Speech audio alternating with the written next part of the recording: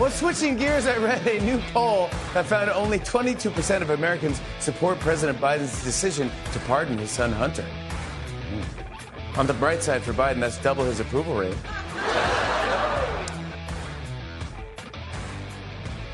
Whoa, ho, ho. Whoa, ho. Some funny stuff. How about that? Is that an attempt at comedy? Was that... They have professional comedy writers that are paid to do professional... Am I right about that? That's a little bit peculiar what they've done to comedy. Well, happy Thursday to you once again, and welcome back. We remain at 888-630-9625. Joe Biden is engaging in kind of a Yemeni pardon regime. Like he's the tin pot dictator of Yemen. Statement from President Joe Biden on providing clemency for nearly 1,500 individuals on home confinement and pardons for 39 individuals convicted of nonviolent crimes. Did you catch the semantic nuance there? A little bit of a nuance. They like that nuance stuff. You see, they said that the pardons for 39 individuals, they were convicted of nonviolent crimes. You know, maybe just peddling fentanyl or human trafficking or something like that, moving Venezuelan gang members into the country.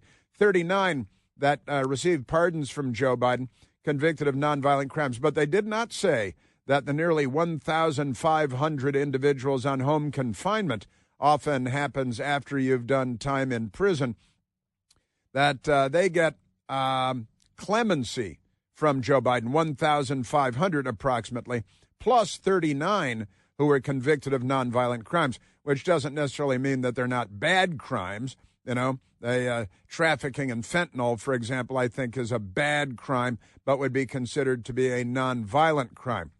So Joe Biden is bragging about engaging in this third world clemency and pardons regime.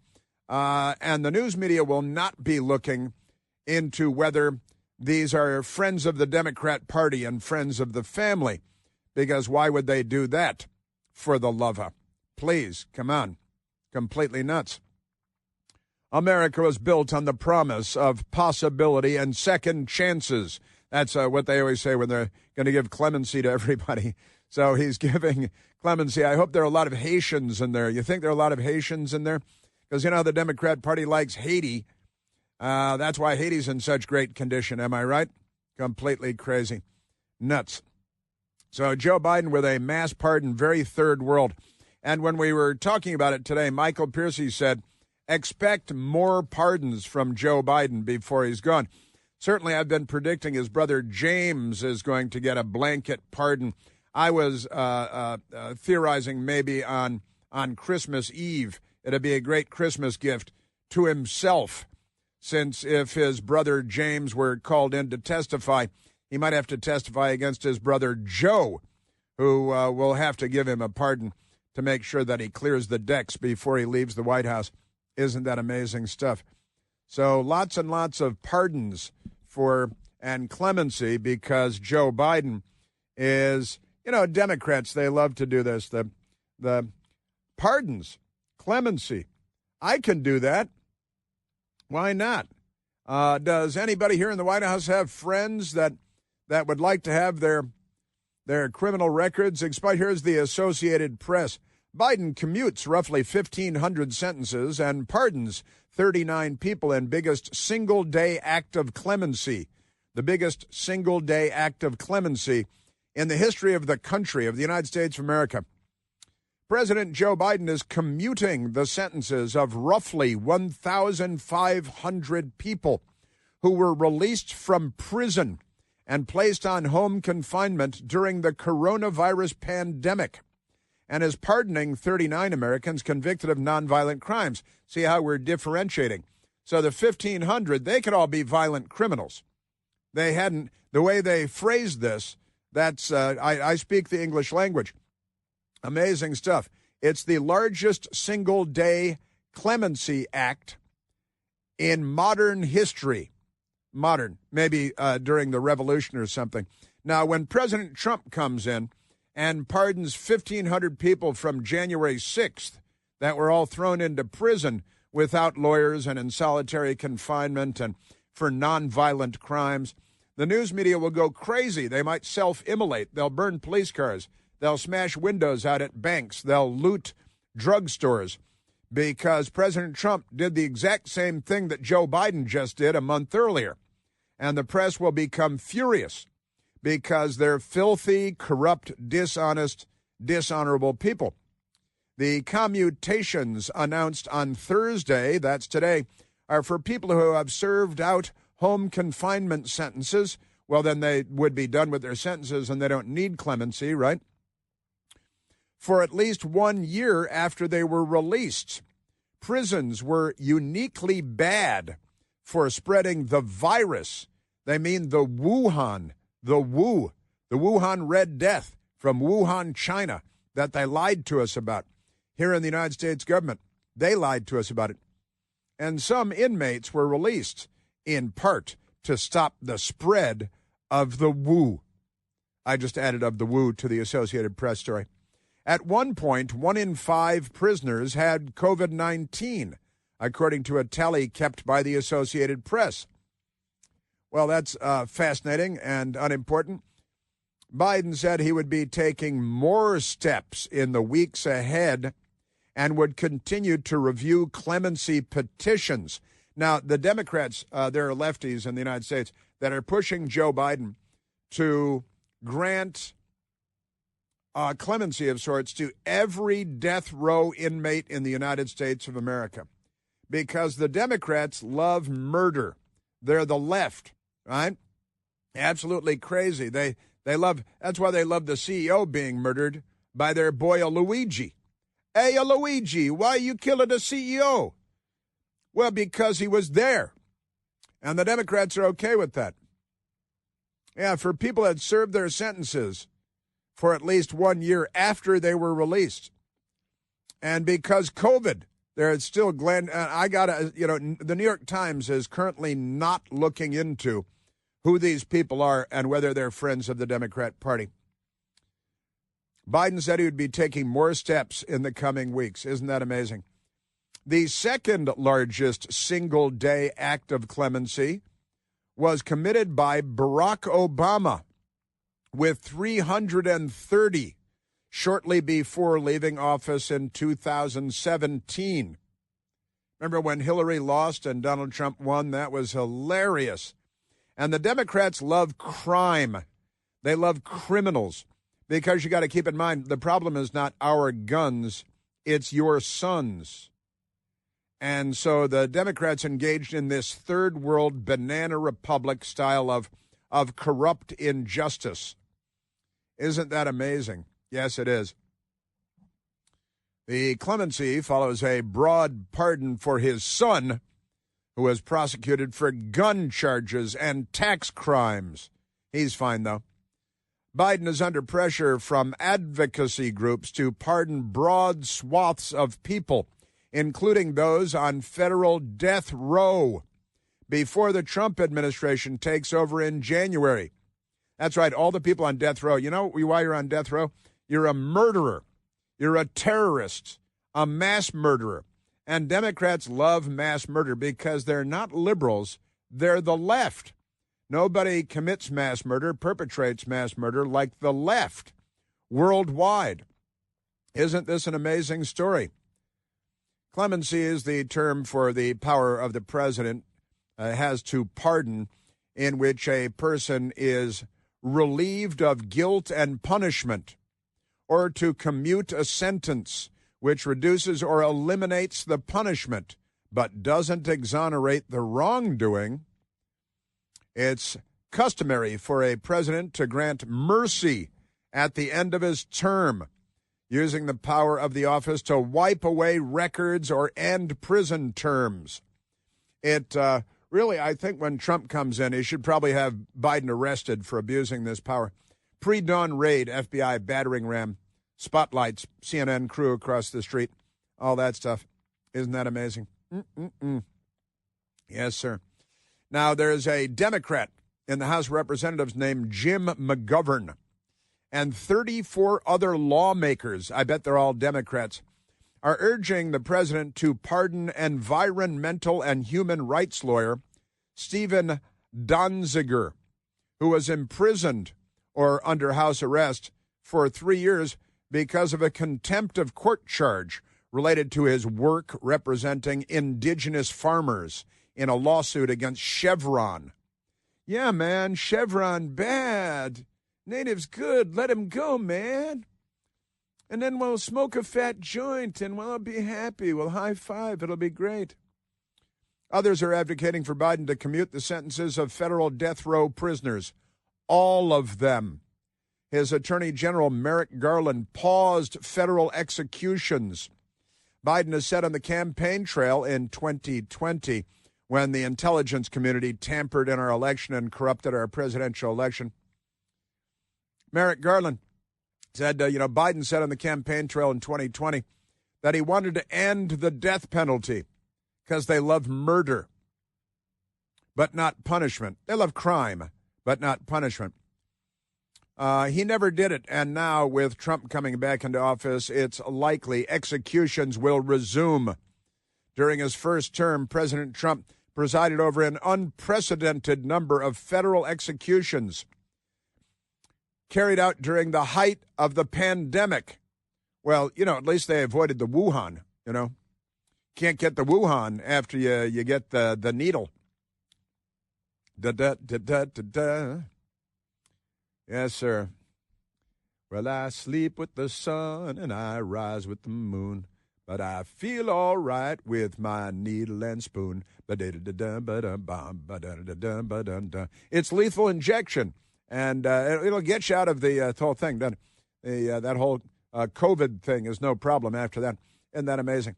And I mentioned Haiti because Haiti is back, and the New York Times today, they've got another story on Haiti. Massacre in Haiti's capital leaves nearly 200 dead. 200 dead. The UN says they got to bring in the UN to count the dead.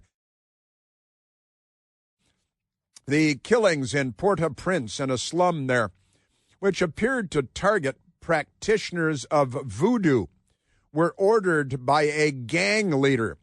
They were ordered by a gang leader. A Haitian human rights group said. So they went in and they murdered, a gang murdered nearly 200 people in Port-au-Prince, Haiti, because the gang leaders said that all these people who are all over the age of 60, they're practicing voodoo, and they made one of the gang leaders, his son got sick. So the gang went in with machetes and knives, and they butchered 200 people.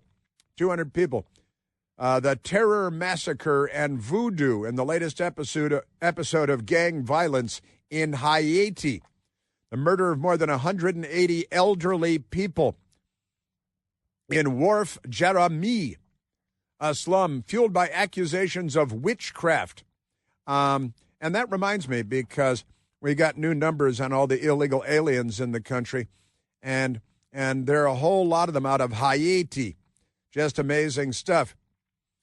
1.4 million illegal immigrants currently in the U.S. that already have final orders for removal but aren't being removed, including 32,363 from Haiti.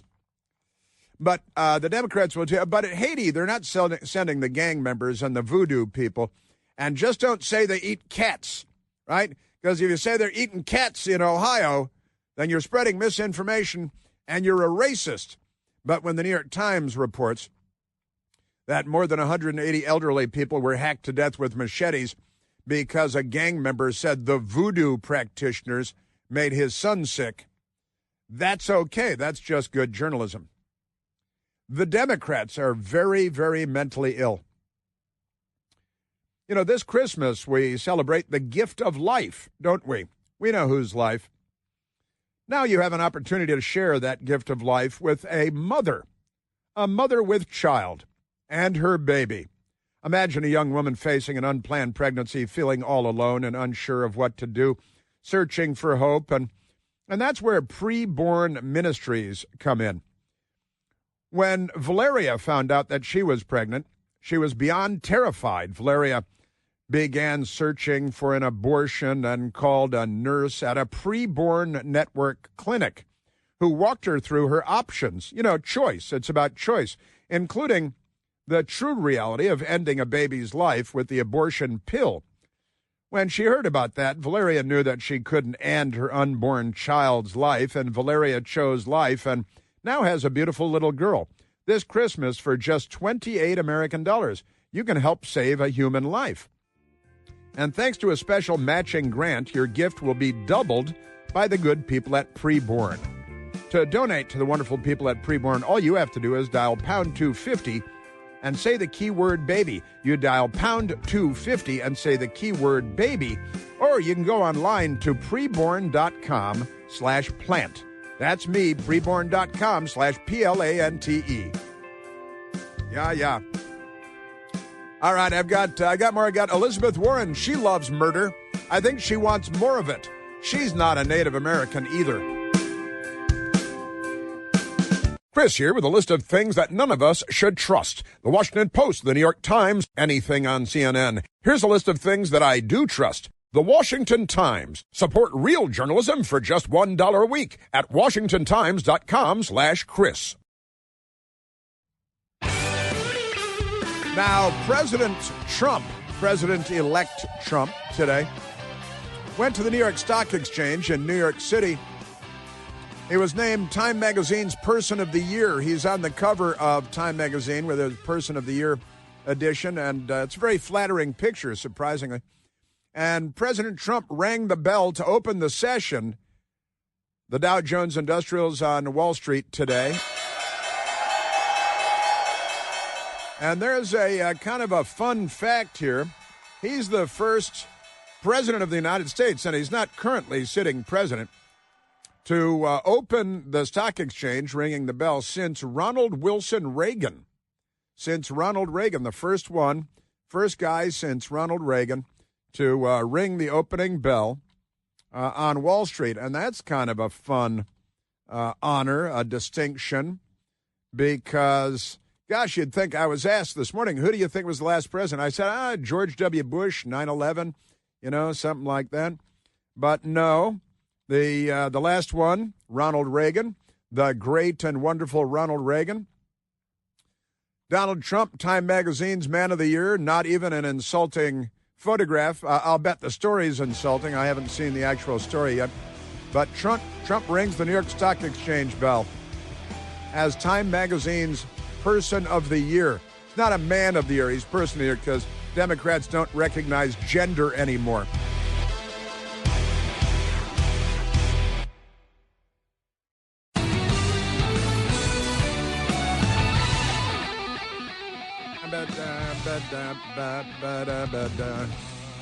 So President Trump, Time Magazine's Man of the Year.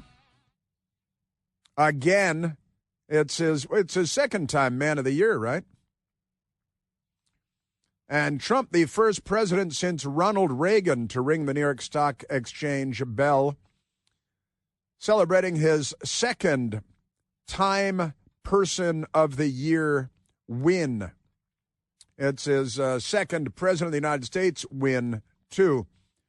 And the Time magazines were non-consecutive. Turns out that, just like the presidential terms, turns out that Richard Nixon appeared on that, not as Man of the Year, of course, but appeared on the cover of Time magazine more than any other president, more than any other person, maybe, certainly more than any other president. Richard Nixon appeared on the cover of Time magazine 55 times. That's pretty good. That's more than like every week of the year for 1 year. But that's another thing. That's pretty great stuff. And President Trump at the New York Stock Exchange talking about how we're going to have the greatest run, the greatest economic run, have a wonderful, wonderful economy under President Trump. The Democrats are anti-economy. And they're anti-Semites, too. Have you noticed that? That's kind of weird, but nevertheless. And speaking of corrupt people, FBI Director Chris Wray announces he'll resign in January. I believe we even have a soundbite of the FBI Director, Christopher Wray. FBI Director Chris Wray, the media, they don't call him Christopher. They use him on the shorthand basis, Chris Wray. Oh, I should pause for a second and say thank you to all of the nice people that have called in to wish me a happy birthday. And a number of people have called in to say, hey, Chris, happy birthday. Today is, in fact, my birthday. It's the anniversary of my birth. And my mother and I, we had a good day that day. It was good. I'm glad that I was able to spend the day with my mother that day, that whole thing.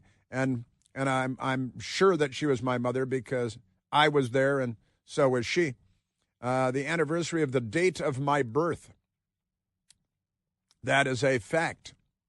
It is. What are we going to do? Well, I'm going to work, and then I'm going to go to work after I leave here, go to my second job, and then going to a Christmas party, at a friend's home, all that good stuff. Great things. Probably not going out to dinner with my best girl. We'll have to try to do something over the weekend. We're too busy for birthdays. We really are. But people have called in to wish me a happy birthday, and I just wanted to say thank you, and I appreciate your kind wishes. I think there have been some written messages also, and I wanted to pause for a moment to say thank you. Thank you for that. But back to Christopher Wray, who is going to resign, been presiding over a corrupt law enforcement agency called the Federal Bureau of Investigation, been corrupted by people on the left, by permanent bureaucrats, lifelong government employees who see power as something to be abused, and they abuse it all the time. Now, Christopher Wray, originally appointed by President-elect Donald Trump when he was president, but has since drawn his ire, announced his pending resignation on Wednesday in advance of President Trump's second term, and Christopher Wray yesterday. After weeks of careful thought, I've decided the right thing for the Bureau is for me to serve until the end of the current administration in January and then step down. And we're very excited that you're stepping down. Don't worry about pre-dawn raids at your house. Don't worry about the FBI showing up and stacking documents and going through your wife's underwear drawer. And then don't worry about the FBI bringing their own copies of classified materials, cover sheets, top secret cover sheets, to lay on top of the stacks of paper that they line up on your floor in your office, and then photographing those stacks of documents with classified top secret cover sheets that you didn't bring to your home, but the FBI brought to your home. Don't worry about the FBI doing to you what your FBI did to Donald Trump during their raid on Mar-a-Lago. Don't worry, because it's not going to be as corrupt after you leave. Isn't that great? The resignation would not be immediately effective. CNN's Evan Perez reported, but would come before Trump is inaugurated and presumably intended to fire Wray. Presumably. They like to presume. They're going on presumptions. So President Trump might fire me, so you can't fire me. I'm going to quit. That's what Christopher Wray is doing. Now, well, you're fired because it's been announced that he's going to be fired. So he's going to quit, and it really is kind of like the petulant, like you're working at the car wash. You know, you can't fire me. I quit. You can't quit. You're fired.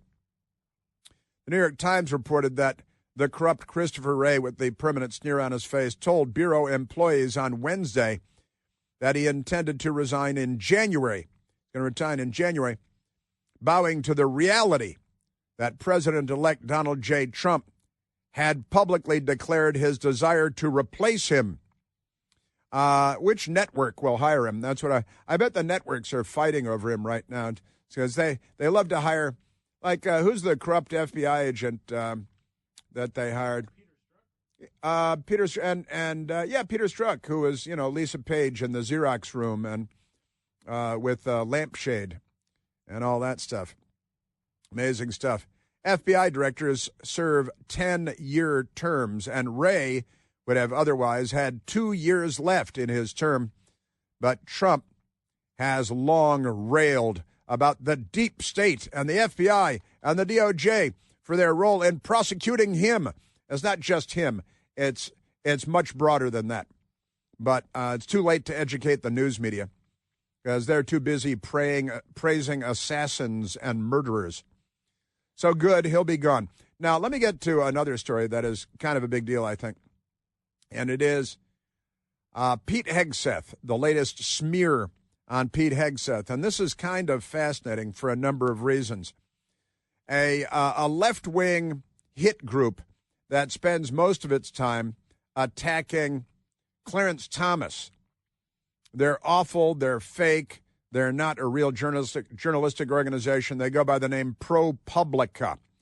ProPublica, the headline at the New York Post sums it up pretty well. ProPublica's botched Pete Hegseth smear proves the need to purge the military of partisanship. Now, that is an interesting headline and an insightful headline. This left-wing group that pretends to be journalists and investigators, but they're not. They're left-wing charlatans and frauds. They spend a lot of time attacking and smearing and slandering Justice Clarence Thomas, and that's because they're racists on top of everything else. But they make up a lot of stuff. Oh, he went on a boat ride with a friend. He can't do that. He can't have a friend with a boat. Well, that's the best boat is your friend's boat, right? But Defense Secretary nominee Pete Hegseth, right? He's making the rounds on Capitol Hill these days. The New York Post, a botched smear of Secretary of Defense designate Pete Hegseth just further exposed the rank partisanship in both the military and the media and showed exactly why President-elect Donald Trump needs a reformer like Hegseth running the Pentagon. On X on Wednesday, Hegseth flagged an in the works hit piece saying, "We understand that ProPublica, the left-wing hack group, is planning to publish a knowingly false report that I was not accepted to West Point in 1999. To kibosh any doubt, they included a photo. Now listen to this. Pete Hegseth included a photo of his acceptance letter from then West Point Superintendent, Lieutenant General Daniel Christman. ProPublica senior editor, a left-wing hack, a fraud, not a journalist, Jesse Eisinger, listen to this now, answered with telling haughty self-importance. He said, "We asked West Point Public Affairs, which told us twice on the record that he didn't even apply there, that he hadn't even applied at West Point. We reached out.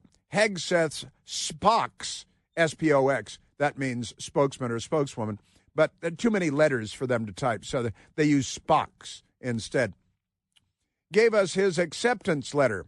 We didn't publish a story. That's journalism," they say. No, you guys were doing a hit piece. And here's the crazy thing. They claim that they went and asked West Point and the public affairs person at West Point, "Hey, Pete Hegseth says that he applied to West Point and that he was accepted. And we're saying that's not true."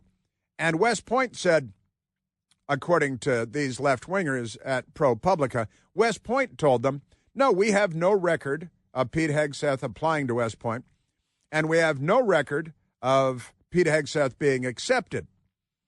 And again, Pete Hegseth provided photographic evidence of documents, the letter of acceptance, and a certificate that looks like a diploma, and it really does look like a diploma. It's pretty great looking, saying you have been accepted to West Point. And now West Point apologizes. The Washington Times has the story, and the Washington Post doesn't. West Point has apologized for falsely responding to a request through the Public Affairs Office about Pete Hegseth's application to West Point. and his acceptance to West Point. And apparently West Point told these ProPublica people, oh, no, we have no record. He didn't apply to West Point, and he wasn't accepted to West Point. So he's a liar, and it's stolen valor, stolen honor. And Pete Hegseth must be flayed for this. He must be crucified for this. He must be vilified, right? And Jesse Eisinger at ProPublica, left-wing, radical extremist, fake journalist, political hack, wrote, Hegseth has said that he got into West Point but didn't attend. We asked West Point Public Affairs, which told us twice on the record that he hadn't even applied there. We reached out. Hegseth's Spox gave us his acceptance letter. And that we didn't publish the story. We were just in the middle of the hit piece. And you short-circuited our hit piece. And now we're not going to publish the hit piece because the documents. But the thing is, the U.S. Army runs the U.S. Military Academy at West Point, New York. And the storied institution, the greatest, oldest military school in the United States, military college, academy in the United States. And they apparently said to ProPublica, nope, Pete Hegseth never applied. We have no records. We don't keep our records very well. Womp, womp, womp. Isn't that amazing? Just great. But now it's been debunked. And the documents, you can look at the documents. You can get them online. Isn't that amazing? Just remarkable stuff. So ProPublica, again, the racist smear machine that has been assailing and smearing fraudulently Justice Clarence Thomas for years, attempted to do their hit job on Pete Hegseth with a lie. Now, where did he go? Princeton. I think that Pete Hegseth went to Princeton, and then he went to Harvard. He was accepted to West Point. He did not attend. He has served as an Army officer, rank of major, I believe, serving in combat, 2 Bronze Star medals, combat infantryman's badge, and there it is. That's about our news media. That's about the bureaucracy. And how is it that West Point would be unable to come up with documents that a well-known network news anchor and nominee to be Secretary of Defense, they can't find any evidence that he applied to West Point and he was accepted to West Point, and they can't find any evidence of that at West Point? Honestly, that's a massive failure on the part of West Point. Just extraordinary. And he did attend Princeton for his BA, and he got an MPP, public policy, master's public policy, I believe, from the Harvard University. And so, and again, he served Minnesota National Guard in combat zones and so on, and Bronze Star medals in combat. And this is our news media and our bureaucracy. What's going on with the people at West Point? You really, the guy's the designee to become the Secretary of Defense, and you're so lazy or inept or incompetent that you can't come up with the paperwork that Pete Hegseth comes up with himself. And honestly, texting with a friend of mine today, if Pete Hegseth had not been able to come up with this 30-year-old document, 2 documents, if he hadn't been able to come up with these documents, then the news media's hit job would have worked, right? It would have been, well, he can't prove that he applied to West Point, like, Kamala can't prove that she worked at McDonald's. And it would have been a successful hit piece. If he hadn't kept, honestly, if Pete Hegseth himself had not kept the documents and was able to produce them, you could have moved. They might be in boxes at, somebody else's house, and you can't find them. But he was able to produce these documents. Otherwise, the smear, the hit piece, would have worked. Pete kept documents for 30 years, an old letter from West Point, his acceptance, and a certificate showing that, first letter showing he applied, and then the certificate showing that he had been accepted. And he decided to go to Princeton instead and still serve in the Army as an officer. But the hit piece would have been a success, and it would have become a story for days and days and longer if he couldn't prove it the smear, the hit piece, right? And this is what they do, those people you know.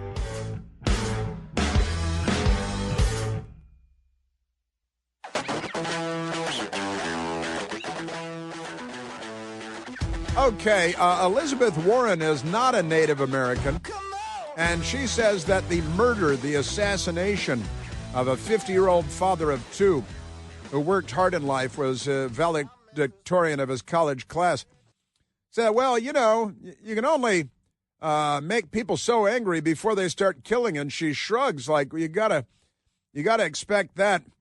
Senator Elizabeth Warren, a Democrat from Massachusetts, said in an interview that the murder of United Healthcare CEO Brian Thompson, well, it's wrong, but, you know, it's a warning to other CEOs and healthcare industry people. This is a Democrat senator from Massachusetts who is not Native American. Say it over and over. Violence is never the answer. This guy gets a trial who's allegedly killed the CEO of United Health. But you can only push people so far. And then they start to take matters into their own hands. Yeah. Oh, kind of like January 6th, I guess. You know, you can only push people so far, and then they begin to take matters into their own hands. So this is a case of a Luigi taking matters into his own hands and using a firearm. You notice they're not talking about banning. It's a ghost gun and an arrestor, also called a silencer. And he murdered the 50-year-old father of two and husband and CEO. And you can only push people so far, says Elizabeth Warren. Well, I don't think she said that after January 6th on Capitol Hill, did she? What about that? You know, it's true, I guess, of Lee Harvey Oswald. You know, the Kennedy family had really annoyed Lee Harvey Oswald. And you can only push people so far. Sirhan, who shot Bobby Kennedy in the head at a hotel in Los Angeles, California, and murdered him, senator, while he was running for president. But Sirhan was very angry about U.S. policy toward Israel and the Palestinians. And you can only push people so far. Right, Elizabeth Warren? I mean, come on, the rioters, the looters. I remember the Democrat mayor of Baltimore saying pretty much the same thing when the city was being looted and burned. She wanted to give them space. They needed space to burn and loot and kill the Democrat Party. That's it. They are the left. They're pretty much out of the closet at this point. And nobody kills like the left. Today's Democrat Party.